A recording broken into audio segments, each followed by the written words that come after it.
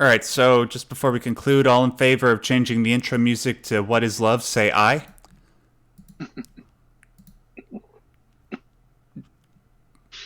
Why isn't there any unanimous agreement here? I thought there was. Okay, whatever. Anyways, welcome to another episode of the Differently Wired Show, ladies and gentlemen. We can't actually change it to What is Love because then we get the copyright suit out of us. Yeah, welcome to another episode 15. I can't believe we've been doing this for almost a third of a year. Can you believe it? Well, the person that I'm asking right now is you should know by now who we all are. I'm Max, the Simpsons guy, and sitting to, I don't know, whatever part of the digital realm he's in is John Tucker. John, what's going on? I'm here, eager to talk about sensitivities and hear all our... Awesome. So listen, ladies and gentlemen, we have a lot of stuff to get to today. We want to save time for all the usual segments of the show, but we have a lot of stuff to fit in. So we'll just breeze through all the usual housekeeping stuff very quickly, and then we'll jump right into the good stuff, all right? So first of all, just want to let you know, Facebook page, if you want to like it, we have a link to it in the description box. Go there. Great community. And speaking of communities, we also have, hey, oh, look, is that a new picture of my Discord? Holy moly. By the way, I smudged out the names. That's not exactly how it's supposed to look. Just, I care about people's privacy, okay? I'm a very, very ethical person. Oh, by the way, John, you know how before the show I was like, I was going to tell you something, but I'll save it for the show. Guess what? Mm-hmm. We have 300 plus members now in the Discord server. Wow. Which is pretty cool. Pretty cool. Thanks so much to everybody that joined. It's a fantastic community that we have in the server. Everybody's very supportive and very, very nice. People are offering tips and advice for other people that are differently wired. So I highly encourage you all to go join there if you haven't already. Oh, and by the way, I'm just letting you guys know that on Friday, I will be at this event that you see on screen right now in Toronto. If we have any listeners that live in Toronto, Canada, I will, and are going to this, I will be at this event titled Happiness, Capitalism versus Marxism. Dr. Jordan Peterson and Slavoj Žižek. One is a capitalist, the other one is a Marxist, obviously. And I will be there covering the events, taking pictures, and I will be doing a recap of it, the moments when I get home from the thing, and then after that I'll do a summary of what happened. So if you're going to be there, just let me know. Come tweet me and I'll try and find you, maybe come and say hi, yada yada yada. Anyways, with all that out of the way, let's move on to the main topic. And the main topic of today was actually suggested by John. John, do you sort of want to tell me why it is that you wanted to talk about this particular topic? And what is the topic, first of all? Well, sensitivities and dealing with them. The reason it occurred to me to suggest this topic was that so many of my clients are so almost incapacitated at times by some kinds of sensitivities. And there is a whole range of them. There's not just one size fits all. Like some people are very sensitive to noise, to labels on clothing, to malls and bright lights, especially fluorescent lights. Some clients are terribly sensitive to innuendo in speech, and somebody will say something that sounds a little bit insulting or, a little bit negative, and it'll work the thinking. They can't think straight for a really long time. So for some people who are differently wired, sensitivities are terribly impacting on the way they feel about the world and the way they conduct themselves. Yeah, that's certainly true, especially when we say sensitivities. I mean, everybody's sensitive to something. Hold on, I think I'm coming in just a little bit high on my mic. Okay, yeah, everybody's sensitive to something, but what sort of makes it unique when it comes to people that are differently wired, I'm certainly speaking for myself, is that yes, I'm sensitive to stuff, but what makes me more sensitive and what makes it different is the fact that once I react to something physiologically or mentally, it tends to throw my entire day out of whack. Like if I happen to be doing something, Mm-hmm. let's say, for example, um, I'll just rattle off a couple of examples. So let's say I'm just doing a bit of work at my desk. Let's say I'm at the library, and then somebody comes up behind me and pulls out a chair, and the chair makes a really loud squeaking noise on the ground, right? And when that happens, it sort of takes my mind completely off of the thing that I was focusing on. Like if I'm writing a script for a YouTube video or I'm doing work for school or something, it completely takes me out of my zone, and I'm unable to regain focus for like 5 or 10 minutes just because of that loud noise. Or hell, even if I happen to have some random thought pop up in my mind, or I have some other responsibility that I have to deal with, it's once again it prevents me from being able to stay at the top of my game when it comes to the work that I do. And I'm certain you've had complaints like this when you've dealt with your clients, where they've brought something like what I just sort of briefly alluded to up to you, John. Mm-hmm. Like, what are like, is there some commonalities when it comes to certain sensitivities that people said? Is like the one that you mentioned about light being a big problem common for you? I would say it's not common what the sensitivities are, but what's common is how derailing they can be. As you suggested, it can put you off for a day or maybe more. So it's really important to figure out strategies to deal with some of these sensitivities. Otherwise, you keep getting sabotaged in what you intend to do. So my essential thing that when I'm working with clients, I figure out which thing they want to work on. We can't deal with everything at once. So if it is loud noises, we try to create an environment where that's less of a factor, or talk to people that you need to talk to, whatever it takes. So it varies from person to person, but almost inevitably, um, we share this problem of people being, distracted by it, upset by it, impacted negatively by it. Yeah.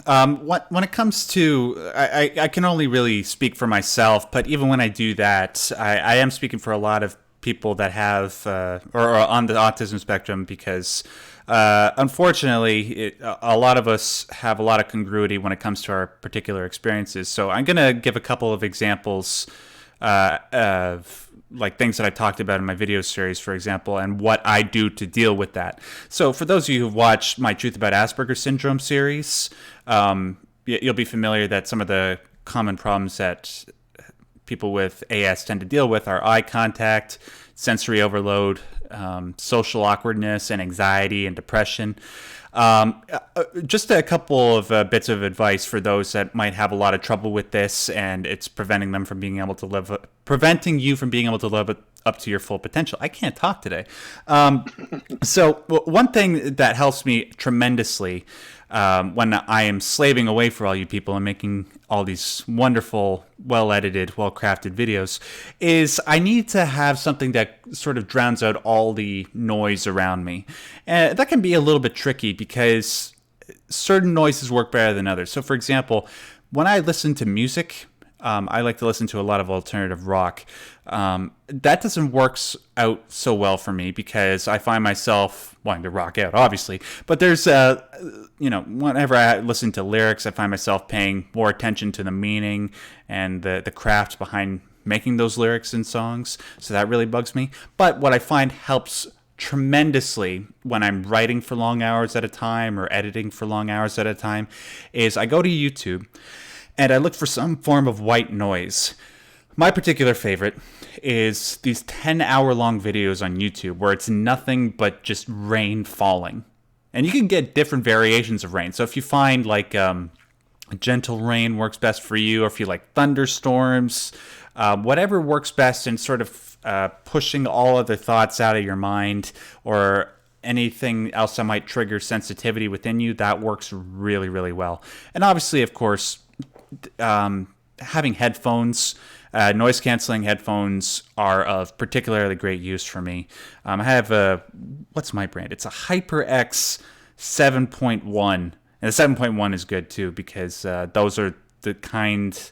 That's the ratio that movie theaters tend to have, where it's like you have sort of like speakers at the front, speakers at the back, instead of just it's hard to explain unless you're an audio technician. Just trust me, they work.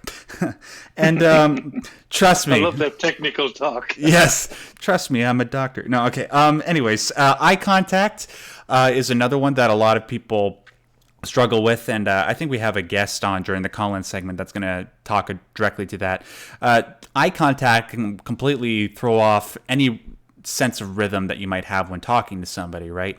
You look at somebody in the eyes, and what that does is it causes you to completely forget about you formulating arguments or formulating your sentences, and then all of a sudden your attention is drawn to body language, and if you're conscious of the fact that you're not very good with body language, it causes you to feel extremely anxious, and then you get to the point where you're just sweating profusely and trying to make sure that you don't completely melt down.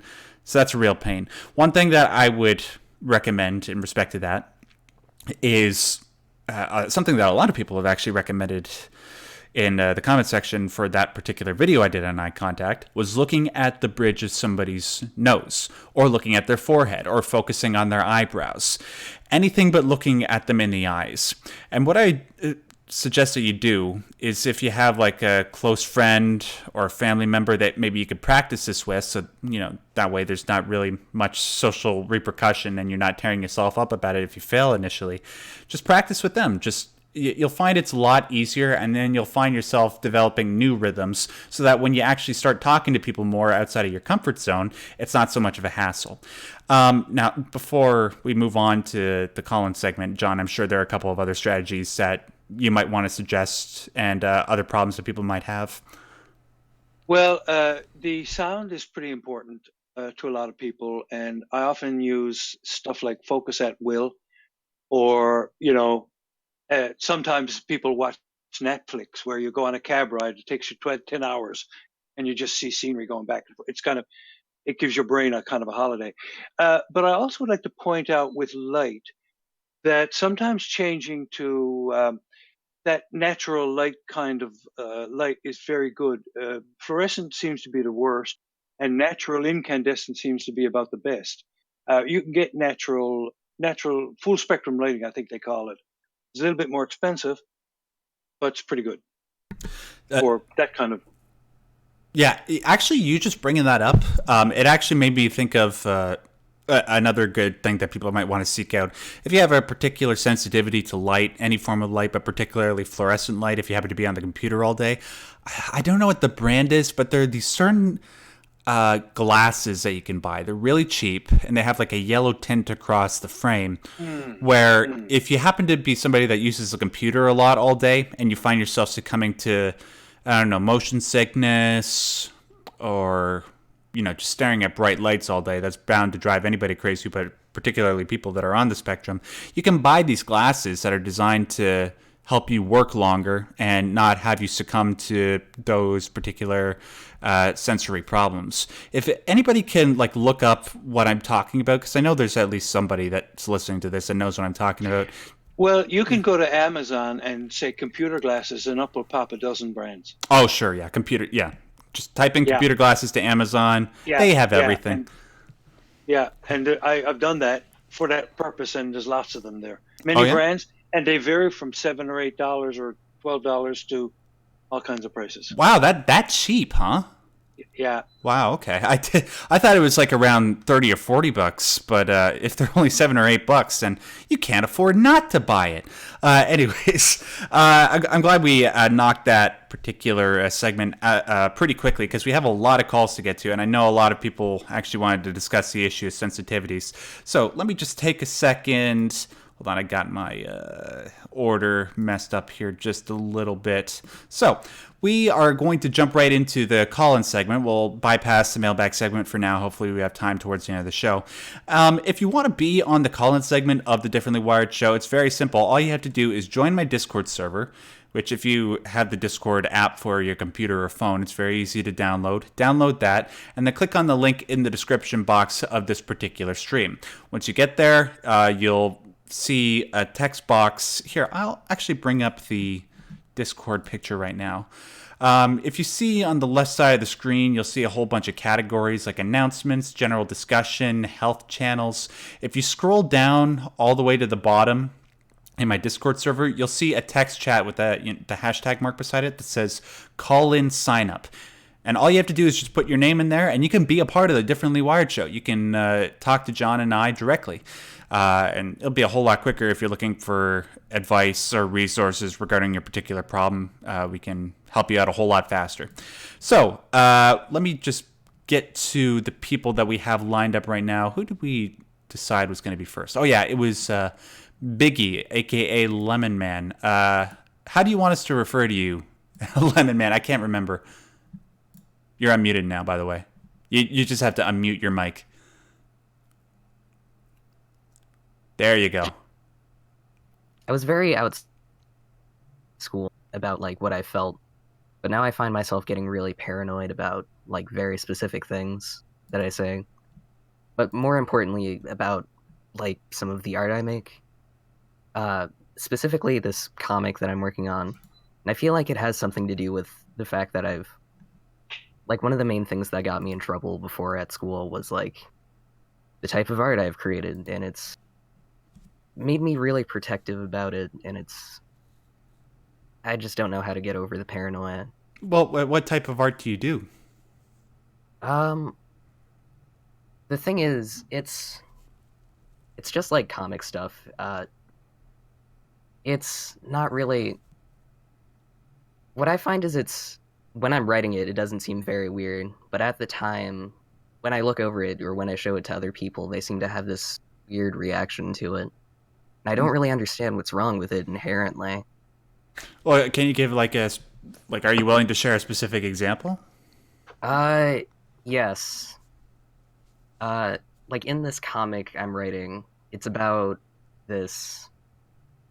like this little girl, and it's called Don't Pee Your Pants in Front of Your Crush Quest.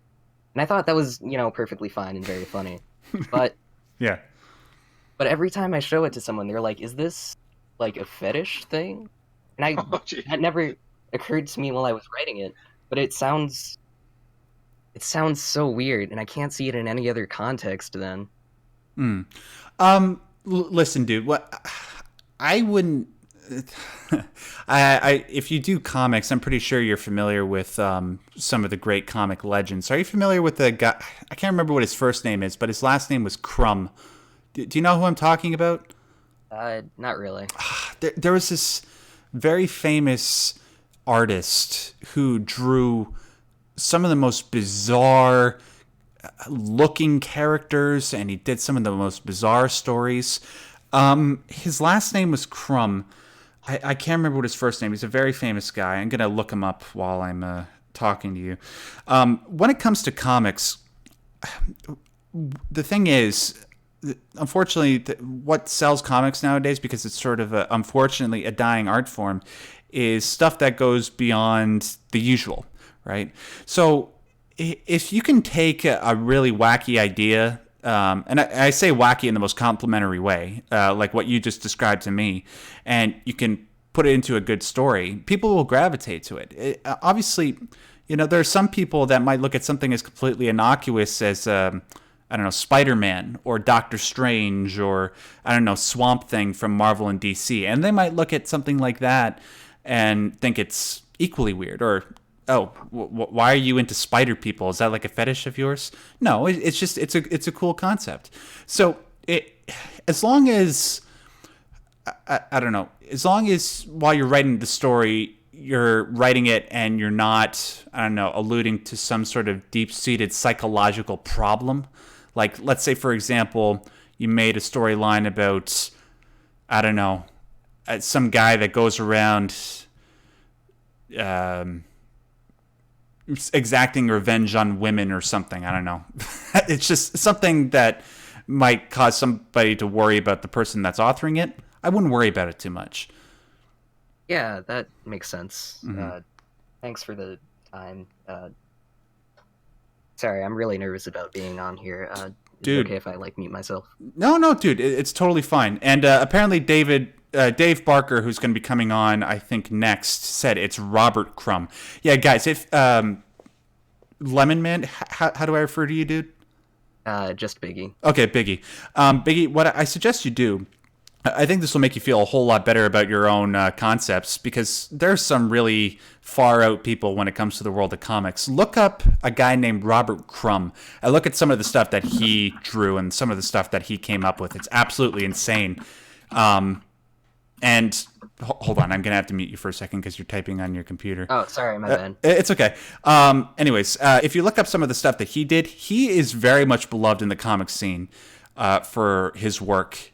And some of the stuff that he made is really, really disturbing. So anyways, I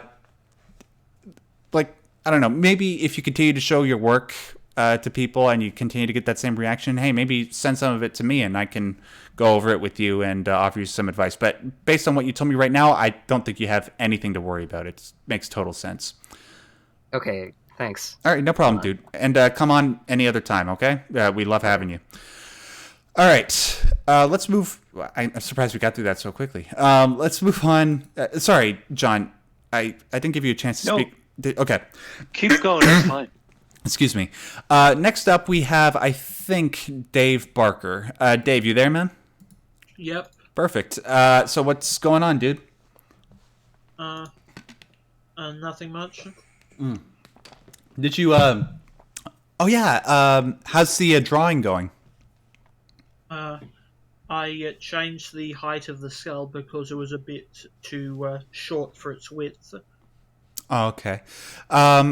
Yeah, I let me sort of bring you guys up to speed. I think last week we were talking about some of the stuff that you like to do in your spare time, and one of them is designing characters for like a tabletop game, right? Yeah. Okay. Yeah. Yeah, and you showed me some really cool things. I'm actually just going back in our conversations right now. Is it cool if I share one of them? You can show it. Okay. I'm just going to save it to my desktop. One thing that I'm constantly amazed by with the people in my community is the talent that's displayed. Also, I'll shout out Senior Ramrod, who's on the Discord, who's the friend of mine who did the drawing itself. Okay, cool. Whoa, that's a really big file. Hold on. How do I make this smaller? So I'm actually bringing up one of your drawings on my computer right now. If it just stopped being so big. Holy moly. Hold on, guys. I almost got it. Here. So, I don't know. Do you have this stream up in front of you right now, dude? I have the stream up. Yeah. Okay. So do you want to tell people what it is that I'm showing right now? It's a fantasy species called the Hunter. That drawing doesn't have skin on because it's a exoskeleton diagram. Mm-hmm. So it also has markers showing the height. You can see it's measured in inches of the page itself, but it's set up so that each inch is 35 centimeters. Yeah, that's really, really... So it adds up to 350 centimeters tall. 350 centimeters. So that's like 12 feet, right? Yes. Yeah, that's crazy. I don't even need to use the imperial system. I'm a Canadian. What am I doing? Metric is so much better. So what was sort of your inspiration behind doing this? I think you said it was Attack on Titan, right? Yeah. At first, it was actually from a series called Bucky, if you have heard of it, where it has this caveman from ancient times who got frozen and brought back, who's this 8'4", it's a very strong creature, but over time I added elements from lots of different things, and it evolved in its own sort of thing. And the idea for their personalities is actually kind of based on my kind of autism. Okay. What do you mean by that? In like the way they think about things and their solitary kind of individualist way of thinking. Oh, okay. It's pretty cool. You should see some of the comments in the that are coming up on the live chat. People are really liking it. It's John. Do you see what Dave made here? Yes. Yeah. Incredible. Yeah. Does it remind you of anything? Kind of Sasquatch. The Sasquatch, yes, exactly. Yeah. Because of how low his Bigfoot and arms. stuff like that is also an inspiration for it. Yeah, it's the arms that are going past the knees, right? Does he walk sort of like Bigfoot when he walks? Yeah, well, and he'd run on or walk on all fours as well. Also, if you want to show the skull and the skull. The tracing of it, or the two skulls back to back, or front to front. Because I'm looking through our chat on Discord. Here, if you want to send it through the you got it. Never mind. Yeah, okay, so I got it. Just quickly, while I'm bringing it up, so what made you sort of feel drawn towards tabletop gaming? Is there sort of like a... Well, actually, I haven't really been doing any tabletop gaming for quite a while, but I've mostly just been doing it for its own sake because I'm interested in the concepts. Mm-hmm. If you want to show the skull on stream. Yeah, I'm bringing it up right now. Yeah, here you go. So, sort of want to explain how this sort of came to be?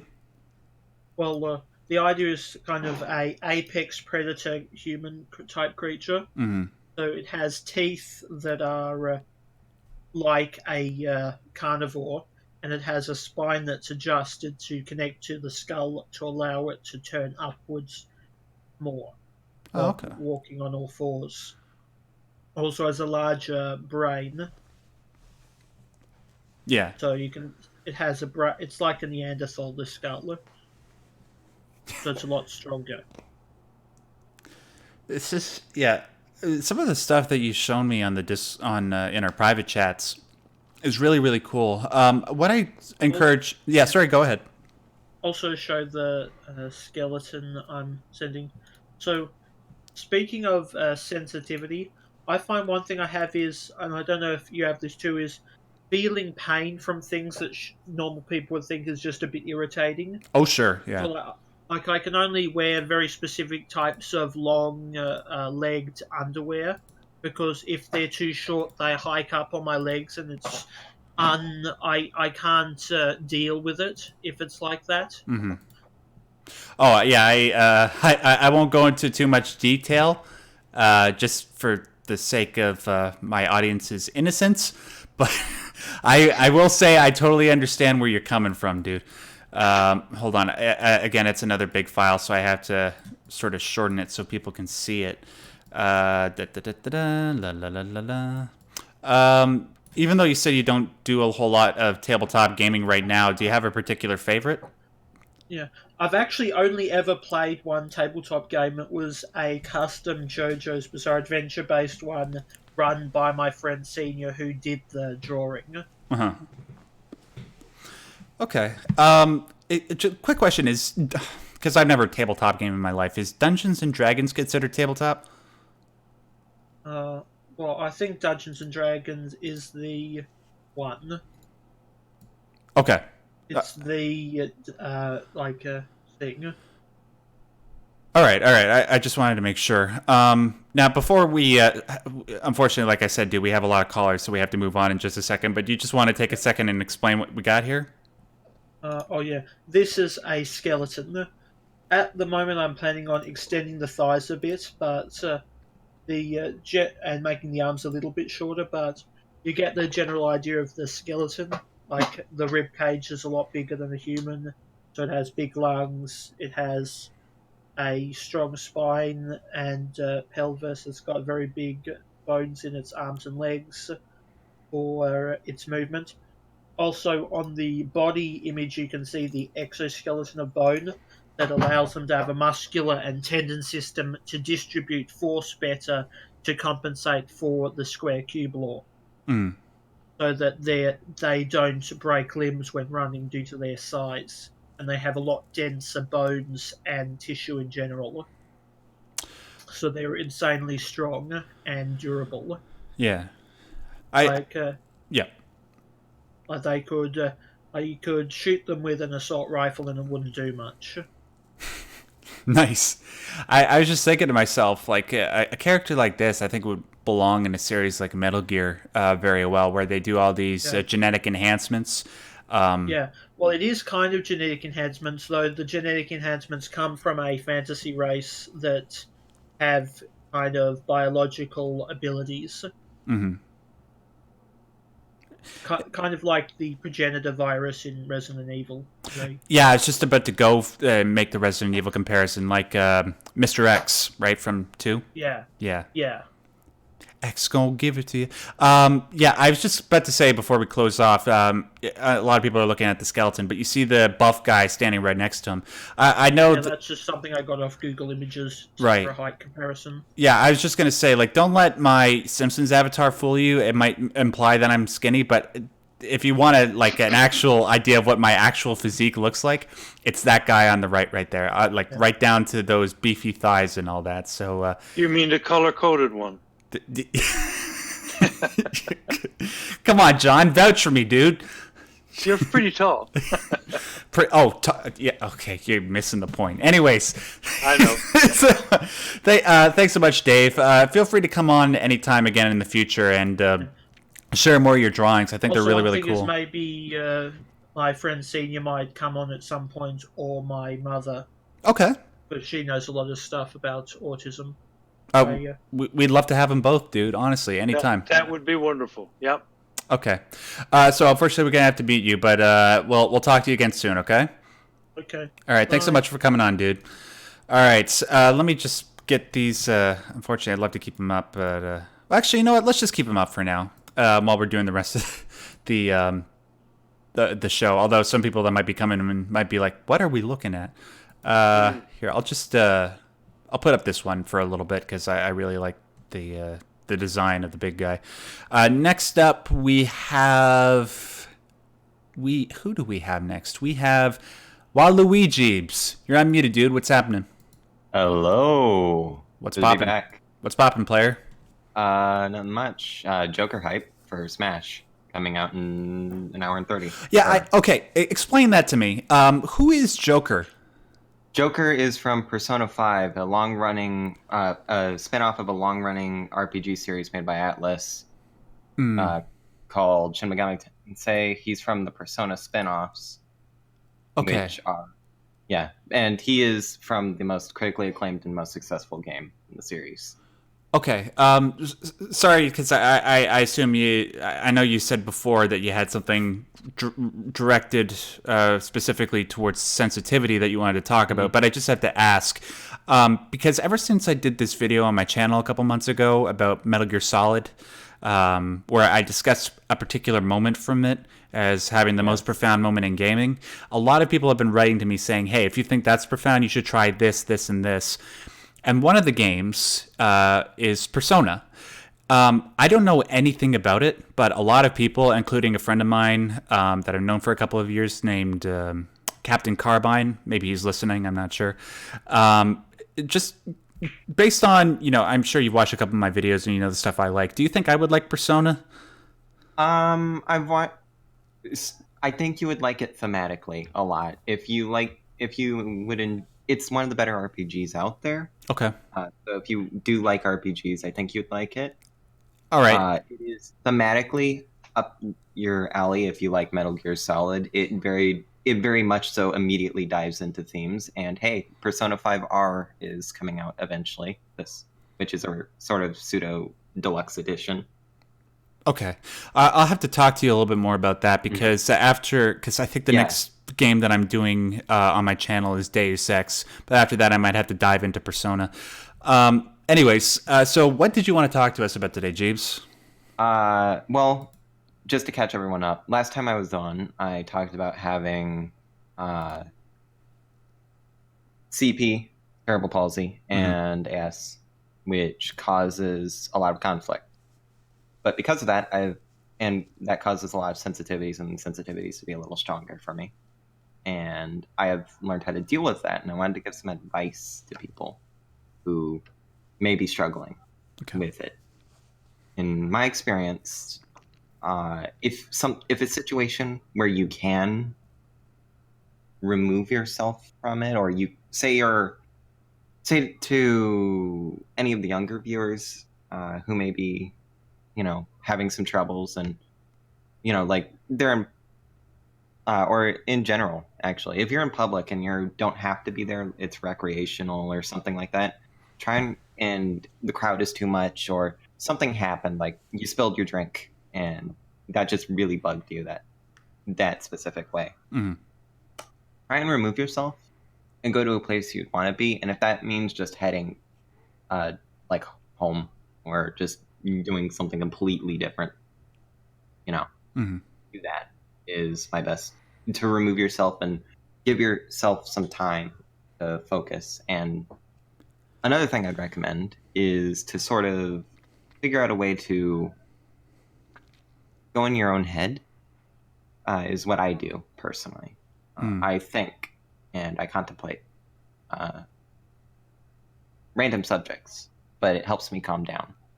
Yeah. And hyper focusing, I've noticed for AS, it seems to be for a lot of people, is if you hyper focus something on something internally, it helps a lot. So if you can just sort of remove your mind space from the area you're in and ignore the things around you, if that's possible for you, Yeah. to sort of just figure out how to do something like that, and then just go in your mind.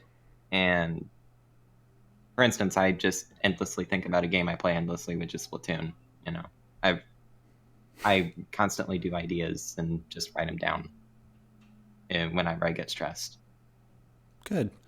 That's a very important point, and I'm actually glad you brought that up, because I was just talking to a family member of mine, actually a couple hours ago, who revealed to me that her daughter actually is likely on the autism spectrum, and what she noted helps her out a lot is, like you said, removing herself from stressful situations.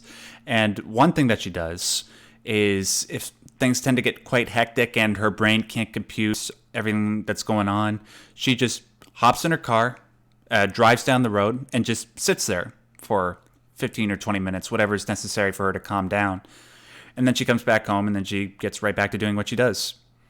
So yeah, and there's a lot of great utility to that. And one thing I want to also stress on top of what you just said there, Jeeves, is the most important thing you need to realize is that there's no shame in doing that. It's something that we just need to do. Unfortunately, it's just the way that our brains function. There's nothing wrong with it, and I'm sure, considering how our increasingly progressive worlds, when it comes to workspaces and schools and being understanding about these sorts of things, if you explain what's going on in your mind and how it's necessary for you to just be alone from time to time, people are more than willing to be considerate of that. John, I feel sort of bad because I haven't really allowed you to jump in the last two conversations. Is there something you want to add to what Jeeves brought up here? Don't feel bad. Yes, I did want to add something that's very important. The point you're making about the shame and the stress and so on, and getting it, actually leaving an uncomfortable situation is an act of courage. Because what you're doing is saying, I need to look after myself. You may think it's odd that I'm doing this, but that's okay. You can think what you like. I have to take care of myself. And for some people, they might stay because they don't want to create a scene or a fuss or something. But I believe it's really important to follow that advice. If the situation's wrong, go. Whatever it takes. Yeah, if you're feeling like, oh, I need to stick around because I don't want people to think that I'm weird for constantly leaving. No. No, that's stinky thinking. Yeah, exactly. Because let's face it, if your mind is about to completely melt down because of your surroundings and the thoughts that are going through your mind, how do you expect to be able to mimic quote unquote normalcy? Right? You need to you just need to take a couple of minutes to yourself. It's totally fine. If you're at a restaurant, go into the bathroom or go out to your car say, oh, I need to go out to my car to get my medication, or I don't know, chapstick. I don't know. Maybe your lips are feeling particularly uneducated, and I don't know, you're on a date with, I don't know, whatever. Just my mind's just sort of running here. But yeah, that's a really important point that you brought up there, Jeeves. It's something that we need to stress more often. Not just regarding us towards the people that listen to our show, but for me to myself, because oftentimes I do feel that shame, but we really shouldn't. Know what I mean? Yes. Anyways, is there anything else you wanted to add before we move on? Yes. And to anyone who is like struggling to do so, or anyone who's stuck in those situations, and even if they can't, like say in the worst case scenario where you can't, try and figure out for you how you can deal and like how you can, try and internally, even if just temporarily, just relax just a little, even if a little. It is good to go away and don't feel afraid and don't feel like shame. But if you can't and you do have to just sit there in the uncomfortable situation, make sure you have a plan, because a failure to plan is a plan to fail. There you go. Very well said, dude. Thanks so much for coming on the show, dude. We really appreciate the insight that you've been giving to us the last couple episodes. Anyways, I'll have to be now. We unfortunately, like we have to go pretty quickly for this episode, but thanks again. Let's see. We have 2 more lined up, although I don't know. There was one guy, the Diamond Clone, on our Discord server that said he wanted to join, but he didn't accept my friend request. If he can't join on, we'll definitely have him on next week. Next up, we have Ratmiss. Ratmiss, you're unmuted. What's going on? Hi there. Hi. How's it going? I'm fine. Yep. Your mic is a little bit, it sounds a little bit distorted. Hold on a second. Here, can you just talk for a second, Ratmiss? What? Okay, actually, yeah, you sound fine now. So, sorry about that. I don't know what happened there. So what is it that you sort of wanted to bring to my and John's attention today? I thought to talk about the eye contact. Okay. So what did you want to say about eye contact?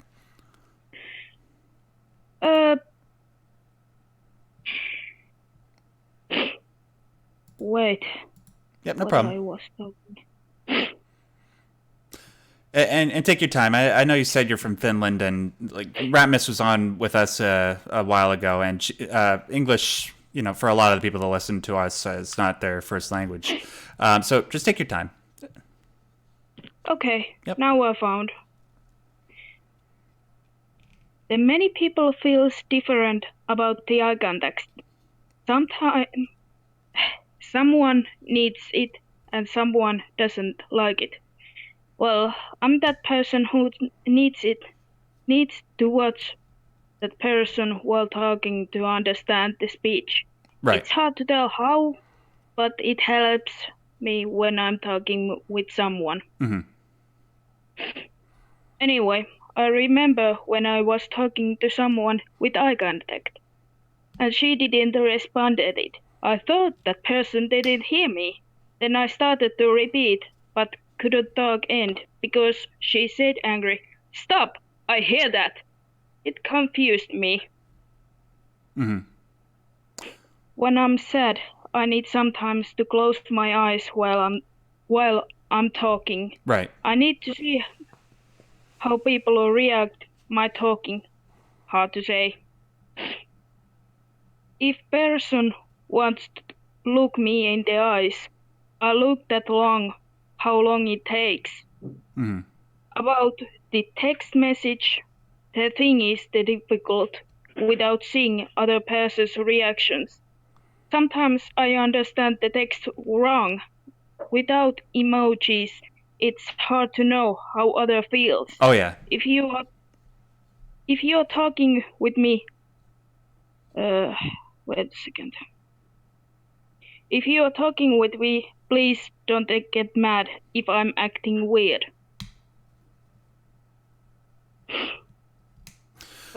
Yeah. So essentially, what you're saying is that, that's kind of interesting because when it comes to most people that I've talked to that have AS, they have trouble with eye contact. But correct me if I'm wrong, but what you're saying is that when you're talking to somebody, yeah, you need to look at them? Yep.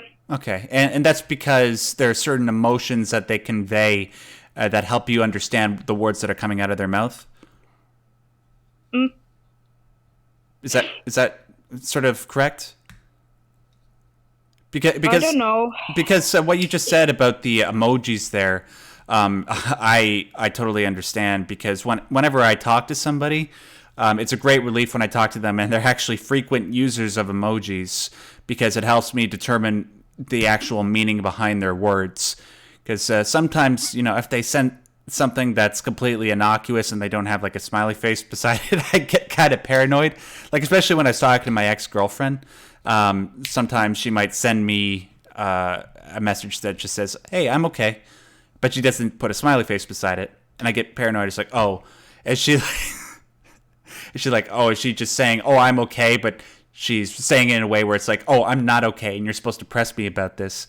John knows what I'm talking about. Anyways, yeah, I totally understand where you're coming from. Unfortunately, let me ask you this, Ratmus, and take your time to respond. What is it when you're talking to somebody and you're having certain difficulties? What is it that you want the other person to know above all, so that way conversations can go okay? Does that make sense? Like, do you understand the question I'm asking? I understand, but it's hard to say because English is not my native language, Right. and it takes time. But the eye contact, I need that watching the eyes and the mouth to understand what the other is speaking. And if I can understand that. If I don't watch it, then I may be thought that he or she didn't heard what I said. Mm-hmm. It's hard to say. No, I actually understand what you're saying. I think the core thing that you and I can agree on here is that when we're talking to somebody, unfortunately, like we've stated many times in the past, when it comes to people on the spectrum talking to other people, we don't do the body language, we don't do the metaphors, we don't do the sarcasm very well. What we need to... Sorry? I don't understand the body language. Yeah. I need to say if someone is hinting me with his eyes and like he or she is not interested, I may not understand that. Here, sorry, John, did you want to say something? No, that's fine. Okay. I'll just say this very quickly, Ratmus, because you bring up a good point, and it's something that I sort of get frustrated about whenever I talk to somebody.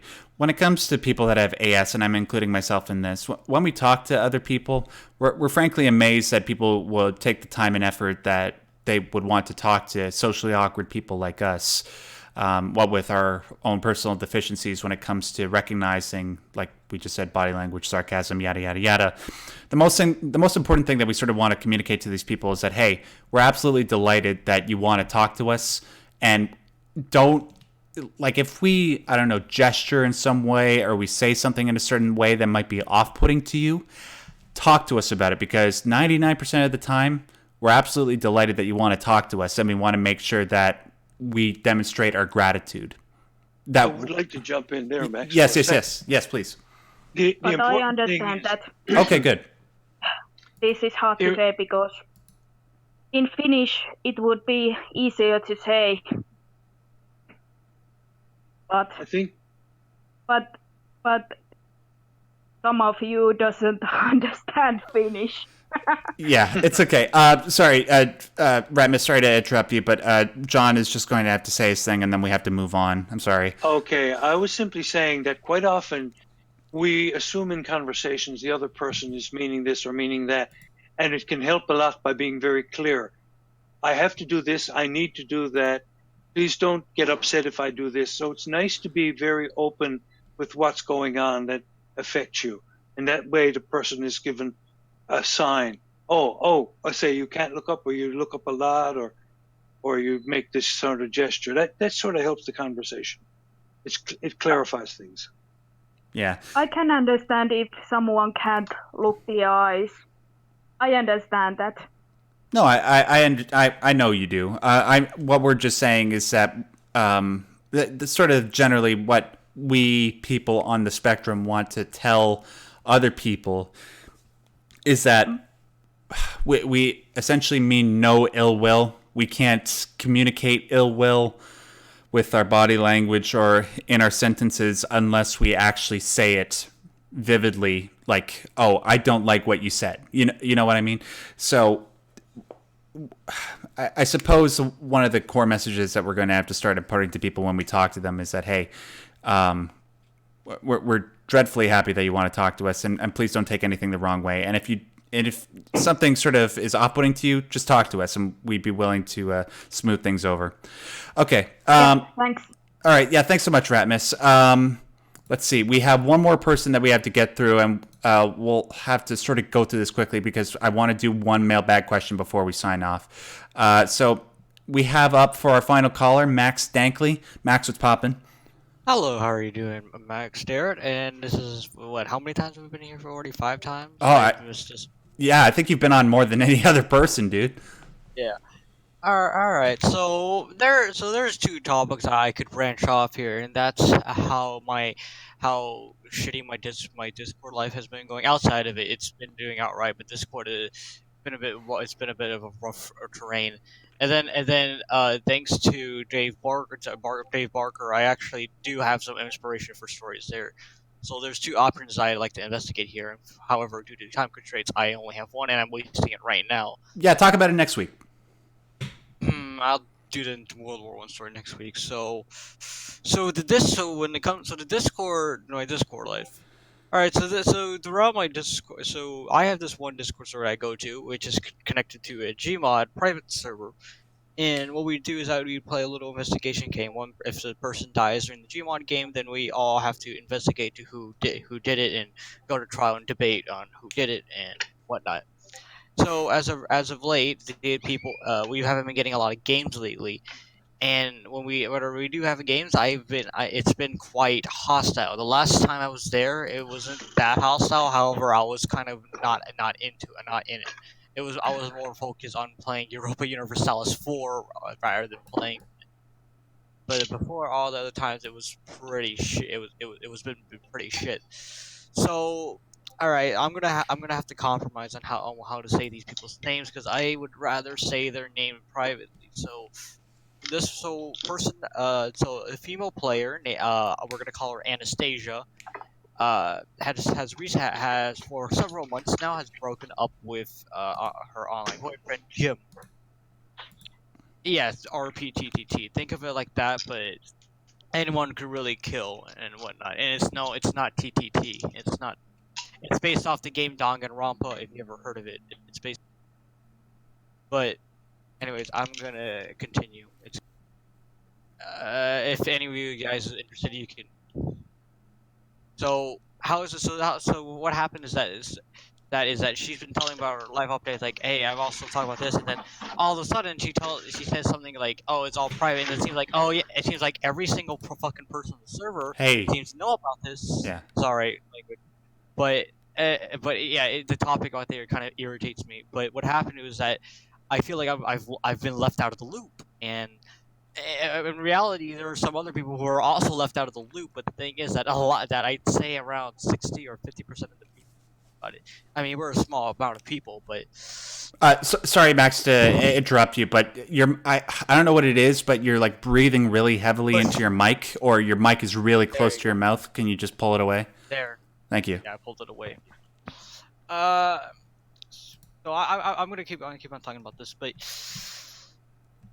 where do I continue off? So I get a little talked about this and what it's about, and I was like, oh, I don't know, and then I start getting on a rant here, and then people start telling me to stop, and I'm like, no, I'm not gonna stop because, again, I feel like I'm out of the loop, and this one person named let me say I'm gonna say put another name. It's not Jim, but Jim is a very passive person. He wasn't there that day, but sorry, Max. I'm really, really, really sorry to do this. I'm having a really hard time understanding what you're talking about.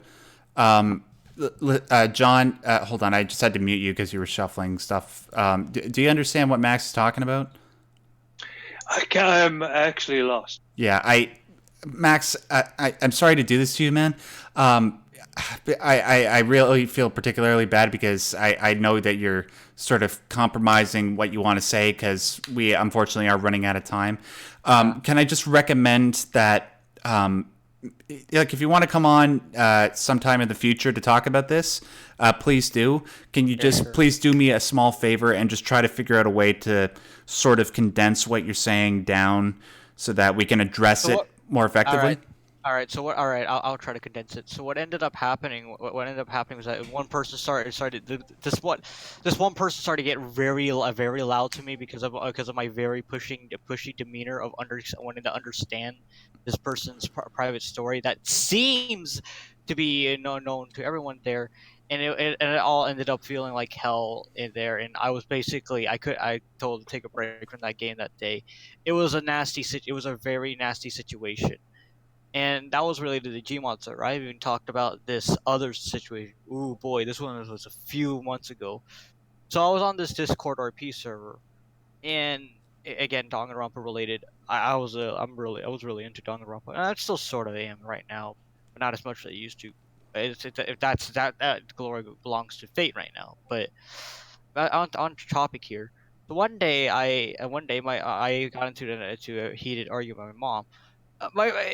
And I decided to bitch about it on that Discord server, and this person started talking and saying about my mom and all that. And, well, not talking shit about my mom, but talking crap about me. So I'm talking, hey, look, can you understand my situation? He was like, no, and again, it was back and forth, and I have screenshots of that certain. Okay, Max, sorry, I'm really, really sorry, dude. We are just at the top of the hour, and I'm having a really hard time following what you're saying. Listen, if you want to talk about this again in the future, what I recommend you do is just send me an email. We can go over it like in a private message here on Discord, because, like I said, I am having a hard time trying to understand what it is that you're leading up to. Let me tell you, it's Discord drama, and it's me particularly handling said Discord drama between. I mean, I know it's internet people, but still, I mean, for some of these servers, I've been there for a long time, and I've communicated with some of the people there. I thought, hey, there were some people to chill with. Okay, all right. Yeah. So just sometime in the future, we'll try to find a better way to approach this so that we can sort of help you and provide better advice. Okay. Sorry, we just have only a few more minutes left to get to a mailbag question. Then we have to switch off because John has to go. Right, okay. All right. I'll talk to you later. Okay. I'm muting you. So, anyways, John, do you just have a couple minutes left to do one mailbag question? Let's do one mailbag question. All right, just one. Okay, so very quickly, guys, I won't do the usual introduction for a mailbag. I'm sure you know what a mailbag is, so we'll just get to this very, very quickly. Russell Mooney writes, "Greetings, Max and John. A few weeks ago, I sent in a question, and when addressed, you requested an update, so I thought I'd do just that. My question was related to informing the management at my job about my AS. I did what you suggested and asked my manager friend to let the rest of management know on my behalf. I'm happy to say that despite my worry and anxiety, in the end, nothing has changed in the way they behave around me. Oh, whoops. It really is a relief not having to worry if I'll have to struggle to explain my situation in the moment if I end up on the verge of melting down one day on shift. One issue I had was this idea that I had to do it myself. John, you were right about that being a result of the men should be this mindset. I've come to the conclusion that whatever was making it difficult to think about bringing the subject up myself has partially resolved by seeing that nobody's attitude to me has changed. I've recently realized the shift leads in my area should know as well, and I've been able to bring it up with little issue when informing them. As a whole, I feel like this has been a good step forward and am optimistic about where things will progress. Thank you both for your advice and for doing this stream every week with gratitude, Russell M." Russell, that's so good to hear, and it perfectly validates everything that we've been talking about for this past stream. I'm really happy to hear about that.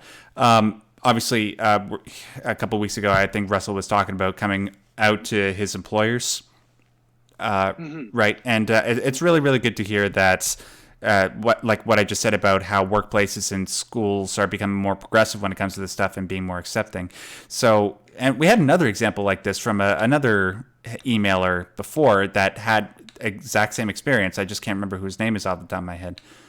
But yeah, John, he's commending you. So Yeah. good job. Well, thank you very much, Russell.